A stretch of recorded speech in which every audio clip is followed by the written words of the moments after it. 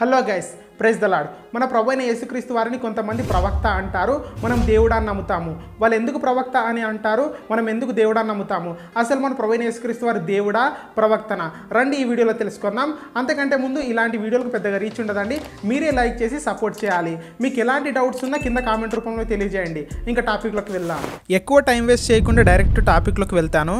First మన ప్రభు అయిన యేసుక్రీస్తు వారిని దేవుడు అని కాకుండా ప్రవక్త అని ఎందుకు అంటారంటే దీనికి చాలా రీజన్స్ ఉన్నాయి. కానీ వీళ్ళు మొట్టమొదటిగా మన బైబిల్లో నుంచే రెఫరెన్స్ చూపిస్తారు. అదేంటిదంటే ద్వితీయోపదేశ కాండము 18వ అధ్యాయము 16వ వచనంలో ఒక మాట ఉంటుంది. నీ దేవుడైన యెహోవా నీ మధ్యను నా వంటి ఒక ప్రవక్తను నీ సహోదరులలో నీ కొరకు పుట్టించును, ఆయన మాట నీవు వినవలెను అని మోసేతో దేవుడు చెప్తాడు. ఈ మాటను పట్టుకొని చాలామంది యెహోవా యేసుక్రీస్తును ప్రవక్త వలె పంపించాడని అంటారు. యేసుక్రీస్తు దేవుడు కాదు, ఆయన కూడా మిగతా ప్రవక్తల లాగా ఒక ప్రవక్తనే అని అంటారు. అంటే మన బైబిల్లో ఉన్న మిగతా ప్రవక్తల లాగా, అంటే యెషయా, జెర్మయా, ఎహెజ్కేలు ఎలా ప్రవక్తలో అలాగనే మన ప్రభు అయిన యేసుక్రీస్తు వారు కూడా ఒక ప్రవక్త అని వీళ్ళు అంటారు. మన ప్రభు అయిన యేసుక్రీస్తు వారి దేవుడా ప్రవక్త అని తెలుసుకోవడానికంటే ముందు ఈ ప్రవక్త అనే పదం ఎక్కడి నుంచి వచ్చింది, ఈ ప్రవక్త అనే పదానికి అర్థం ఏంటో తెలుసుకుందాము. మొట్టమొదటిగా ఈ ప్రవక్త అనే పదం హీబ్రూ నుంచి వచ్చింది. హీబ్రూలో ఈ పదాన్ని నబీ అని పిలుస్తారు, గ్రీక్లో ఈ పదాన్ని ప్రాఫెటేస్ అని పిలుస్తారు. నేను మొట్టమొదటిగా హీబ్రూ, గ్రీకు భాషలను ఎందుకు కన్సిడర్ చేస్తున్నానంటే బైబిల్ మొట్టమొదటిగా రాసింది ఈ భాషలోనే, అందుకే ఫస్ట్గా ఇవి చెప్తున్నాను. తర్వాత ఈ ప్రాఫెట్ అనే పదాన్ని గ్రీకు భాషలో నుంచి తీసుకున్నారు. గ్రీకులో ప్రవక్తని ప్రాఫెటేస్ అని పిలుస్తారు. ఈ ప్రాఫెటేస్ అనే పదాన్ని ఇంగ్లీష్లో యాజ్ ఇట్ ఈస్గా ప్రాఫెట్ అని పిలుస్తారు. దీన్ని మన తెలుగులో ప్రవక్త అని పిలుస్తారు. ప్రాఫెట్ అనే పదానికి అర్థం ఏంటిదంటే an individual who is regarded has being in contact with a divine being. దీన్ని సింపుల్గా చెప్పాలంటే దేవునికి మరియు మానవునికి మీడియేటర్గా, మధ్యవర్తిగా ఉండేవారినే ప్రవక్త అని పిలుస్తారు. మన బైబిల్లోని పాత నిబంధనలో 33 మంది ప్రవక్తలు ఉన్నారు, క్రొత్త నిబంధనలో 9 మంది ప్రవక్తలు ఉన్నారు. మొత్తం 42 మంది ప్రవక్తలు మన బైబిల్లో ఉన్నారు. అలానే 17 ప్రవక్తల పుస్తకాలు ఉన్నాయి, అందులోనే మనకు 16 మంది ప్రవక్తలు కనబడతారు. మళ్ళీ మనం మన టాపిక్లోకి వచ్చేద్దాం. అయితే కొంతమంది ముస్లిం సహోదరులు మన ప్రభు అయిన యేసుక్రీస్తు వారు ప్రవక్తనే అని అంటారు, ప్రవక్తగానే నమ్ముతారు, ప్రవక్తనే అని ప్రచారం చేస్తారు. We believe in Prophet Jesus as the messenger of God. ఇక్కడ మీకు ఒక పాయింట్ చెప్పాలి. అదేంటిదంటే మన ముస్లిం సహోదరులు అల్లా ఈ భూమి మీదకి 1,24,000 మంది ప్రవక్తలను పంపించాడు, అందులో యేసుక్రీస్తు ఒక్కడని చెప్తారు. యేసుక్రీస్తు వారు ఈ భూమి మీదకి వచ్చారని చెప్తారు, ఒక గొప్ప ప్రవక్త అని చెప్తారు. కానీ యేసుక్రీస్తు దేవుడు అని చెప్పరు. ఎందుకంటే యేసుక్రీస్తుని ప్రవక్త అని అంటేనే కదా దేవుడు కాదు అని రుజువు చేయవచ్చు, అందుకే అలా అంటారు. ముస్లిం సహోదరులే కాదు, యూదులు కూడా యేసుక్రీస్తుని దేవుడు అని నమ్మరు, వాళ్ళు కూడా యేసుక్రీస్తుని ప్రవక్త అని నమ్ముతారు. యెహోవా సాక్షులని ఇంకొక వర్గం ఉంటుంది, వాళ్ళు కూడా ప్రభువైన యేసుక్రీస్తు వారిని ప్రవక్త అని నమ్ముతారు, కానీ దేవుడు అని నమ్మరు. ఖురాన్లో యేసుక్రీస్తు వారు ప్రవక్త అని 25 సార్లు ప్రస్తావించారు, అందుకే వాళ్ళు ప్రభువైన యేసుక్రీస్తు వారు దేవుడు కాదు ప్రవక్త అని అంటారు. ఇంకా వీళ్ళు ఏమంటారంటే ప్రభువైన యేసుక్రీస్తు వారు సిల్వ మీద చనిపోలేదు, అల్లా యేసుక్రీస్తు వారిని సిల్వ మీద చనిపోకుండా కాపాడారు, తర్వాత ఆయన సహజ మరణం చెందారు అని చెప్తారు. ఖురాన్ ఏముంటుందో తెలుసా? ఖురాన్ ఏముంటుందంటే యేసు వారిని యూదులు చంపే ప్రయత్నం చేశారు, కానీ చంపలేకపోయారు. దేవుడు ఆయన్ని కాపాడుకున్నాడు, సజీవంగా యేసును పైకి లేపుకున్నాడు. ఇంకా సిల్వ మీద చనిపోలేదు కాబట్టి పునరుత్థానం కూడా లేదు అని అంటారు. ఎందుకంటే క్రైస్తవులమైన మనము మన ప్రభు అయిన యేసుక్రీస్తు వారు మన కొరకు సిల్వ మీద చనిపోయి పాతిపెట్టబడి తిరిగి లేచి మళ్ళీ మన కొరకు తిరిగి రాబోతున్నాడన్న సువార్తను బలంగా నమ్ముతాము, విశ్వసిస్తాము. కాబట్టి వాళ్ళు అసలు మన ప్రభు అయిన యేసుక్రీస్తు వారు సిల్వ మీద మరణించలేదు అంటారు, ఆయన పునరుత్థానాన్ని క్వశ్చన్ చేస్తారు. మళ్ళీ మన దేవుడైన యేసుక్రీస్తు వారి కన్యకైన మరియమ్మకు పుట్టాడని నమ్ముతారు, ఆయన ఎన్నో సూచక క్రియలు చేశాడని నమ్ముతారు, కానీ ఆయన సిల్వ మీద మరణించాడు అని అంటే మాత్రం నమ్మరు. వీళ్ళు ఏమంటారంటే సిల్వ మీద నుంచి దిగి వెళ్ళిపోయారు అంటారు.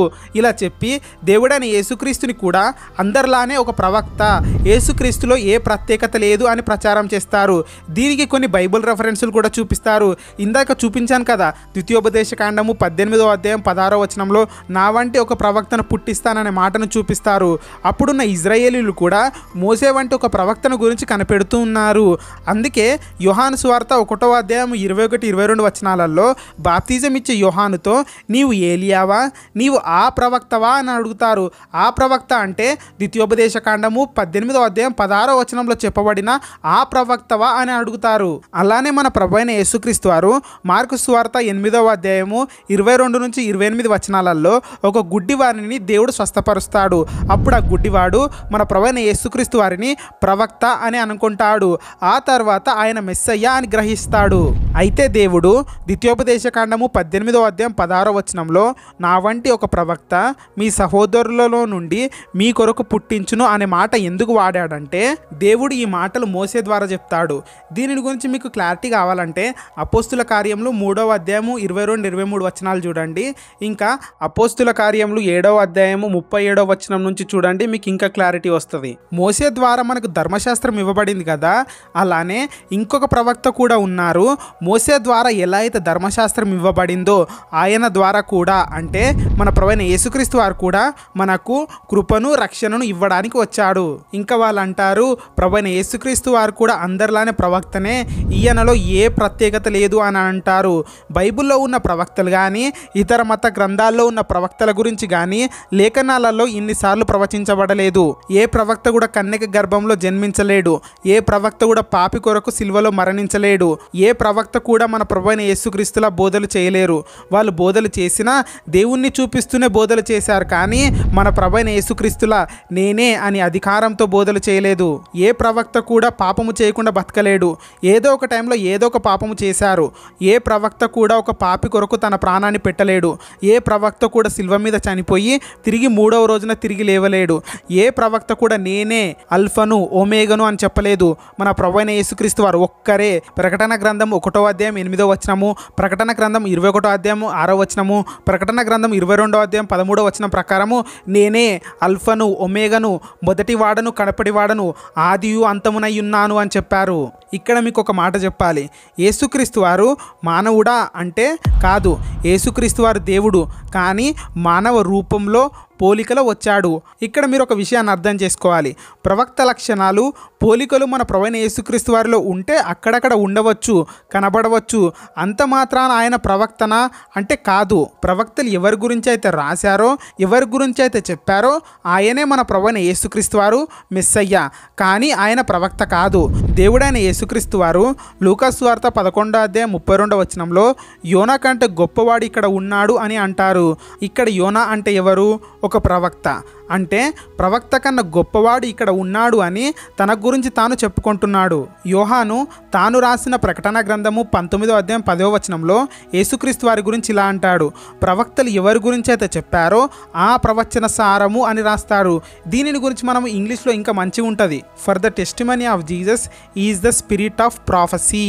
అంటే ఇక్కడ యేసుక్రీస్తు ప్రాఫెట్ అని రాయబడలేదు. ప్రవక్తలు ఎవరి గురించి అయితే ప్రవచించారో ఆ ప్రవచన సారమే యేసు ప్రభు అని రాయబడింది. ఇక్కడితో మనకు ఒక క్లారిటీ వచ్చింది. మన ప్రభువైన యేసుక్రీస్తు వారు ప్రవక్త కాదు, దేవుడు అని. ఇంకా నమ్మకపోతే మీకు కొన్ని రెఫరెన్సులు చూపిస్తా. యోహాను సువార్త 1వ అధ్యాయం 1వ వచనము, ఆదియందు వాక్యం ఉండెను, వాక్యము దేవుని యొద్ద ఉండెను, వాక్యము దేవుడై ఉండెను. అక్కడే యోహాను సువార్త అదే 1వ అధ్యాయము 14వ వచనంలో ఆ వాక్యము శరీరధారి అయి కృపా సత్య సంపూర్ణుడిగా మన మధ్య నివసించెను. అంటే మన ప్రభువైన యేసుక్రీస్తు వారు 2000 సంవత్సరాల క్రితం కాదు, అంతకు ముందు నుంచే, అంటే ఆది నుంచే ఉన్నాడు అని మనకి ఇక్కడ అర్థమవుతుంది. ఆయన ఆదియు అంతమును లేనివాడై ఉన్నాడు. ఇంకొక చోట కూడా మన ప్రభువైన యేసుక్రీస్తు వారు అబ్రహాము పుట్టక మునిపే నేను ఉన్నానని యోహాను సువార్త 8వ అధ్యాయం 58వ వచనంలో చెప్తారు. అంటే మన ప్రభువైన యేసుక్రీస్తు వారు ఆది నుంచి దేవుడిగా ఉన్నారు. ఆయన ఆదియు అంతమును లేనివాడై ఉన్నాడు. ఇంకా తీతు 2వ అధ్యాయం 13వ వచనంలో ఆయన మహాదేవుడు మన రక్షకుడైన యేసుక్రీస్తు అని రాయబడి ఉంటుంది. ఇంకా డైరెక్ట్గా కావాలంటే 2వ పేతురు 1వ అధ్యాయం 1వ వచనము, 1 తిమోతి 4వ అధ్యాయం 10వ వచనంలో జీవము గల దేవుడు అని ఉంటుంది. ఇంకా కావాలంటే ఫిలిప్పీలకు 2వ అధ్యాయం 6వ వచనము, కొలస్సీ 2వ అధ్యాయం 9వ వచనము, అపోస్తుల కార్యములు 20వ అధ్యాయం 28వ వచనము. ఇంకా డైరెక్ట్ స్టేట్మెంట్లు కావాలంటే యోహాను సువార్త 4వ అధ్యాయం 25 నుంచి 26వ వచనంలో నేనే మెస్సయ్యను అని చెప్తాడు. యోహాను సువార్త 14వ అధ్యాయం 8-9 వచనాలు.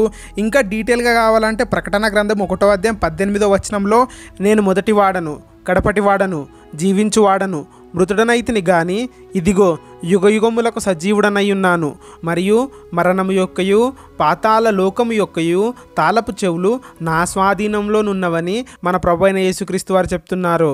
ఇలా బైబిల్ మొత్తం మన ప్రభు అయిన యేసుక్రీస్తు వారిని దేవుడు అని ఎత్తి చూపుతుంది. ఇప్పుడు మనకు డౌట్ వస్తుంది, అదేంటిదంటే మన ప్రభు అయిన యేసుక్రీస్తు వారి దేవుడు అయితే యెహోవా ఎవరు అని చెప్పేసి. దానిని గురించి మనం నెక్స్ట్ వీడియోలో తెలుసుకుందాం. మా ఇన్ఫర్మేషన్ మీకు నచ్చినట్లయితే తప్పకుండా లైక్, షేర్, సబ్స్క్రైబ్ చేసి మాకు సపోర్ట్ చేయండి. Praise the lord.